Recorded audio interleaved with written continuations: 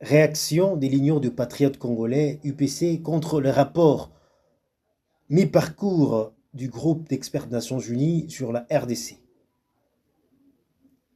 L'UPC a, en date du 9 janvier 2025, pris connaissance par les réseaux sociaux d'un rapport mi-parcours du groupe d'experts des Nations Unies sur la RDC.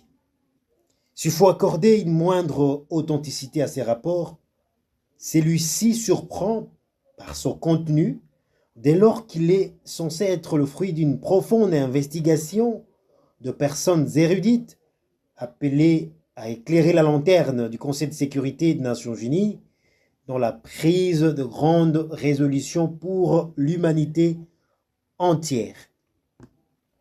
Sans se perdre dans ces vastes rapports, l'attention de l'UPC a été portée sur les segments de paragraphes 91 et 97 où la personne de Thomas Lubanga, président du parti, est mise en évidence comme autorité morale d'un groupe armé appelé Zaïre, Autodéfense des communautés victimes, ADCVI. Et qu'à ce titre, il a renforcé la collaboration entre Zaïre et l'AFC M23. Et plus loin, il est fait mention de sa rencontre au moins une fois en Ouganda avec M. Corneille Nangaa, coordonnateur de l'AFC M23. Il est ahurissant d'enregistrer de si graves accusations dont l'absurdité et l'incongruité rendent difficile ou même impossible une quelconque justification. Thomas Lubanga, autorité morale du Zaïre ADCVI. L'UPC se demande si cette qualité a été attribuée à Thomas Lubanga pour son appartenance à l'une des communautés victimes ou par le devoir de servir des caisses de résonance aux fossoyeurs des Litouries dont la gouvernance ne tient qu'au coefficient exponentiel des morts, de prédation et des mensonges savamment recyclés. Raconte Thomas Lubanga et Corneille Nangaa au moins une fois à Kampala. Le groupe d'experts sous-attend qu'il y a eu plusieurs rencontres entre le précité.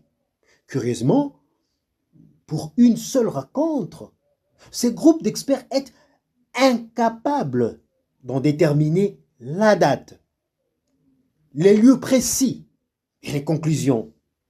Le même groupe allègue, par ailleurs, avoir interrogé l'Ouganda, qui ignore la présence et les activités de Thomas Lubanga. Ces doutes ne pouvaient-ils pas dissuader ces groupes d'experts? En conclusion, les rapports du groupe d'experts des Nations Unies demeurent creux et dénués de tout fondement. Il est fort probable qu'il ait été dressé selon une ligne éditoriale et des objectifs spécifiques qui, malheureusement, s'éloigneraient considérablement de la pacification de la RDC en général et de la province de l'Itourie en particulier. Il présente les risques de catalyser et de rationaliser des actions criminelles ainsi que de sous-tendre la pérennisation d'un système de gestion catastrophique et prédatrice de la province de l'Itourie au préjudice de la paix. L'UPC demande au président du Conseil de sécurité des Nations Unies de bien vouloir déconsidérer toutes les accusations portées injustement contre son président, M. Thomas Lubanga, et d'exiger à son équipe d'experts de rétablir urgemment celui-ci dans sa dignité.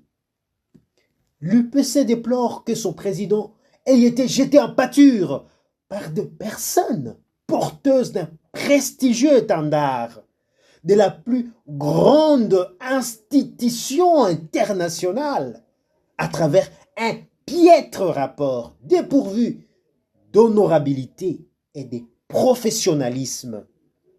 L'UPC exhorte toutes les communautés de l'Ituri à ne pas apporter un crédit à toutes les impostures de nature à saper les efforts de pacification pour lesquels elles doivent être actrices et bénéficiaires privilégiées.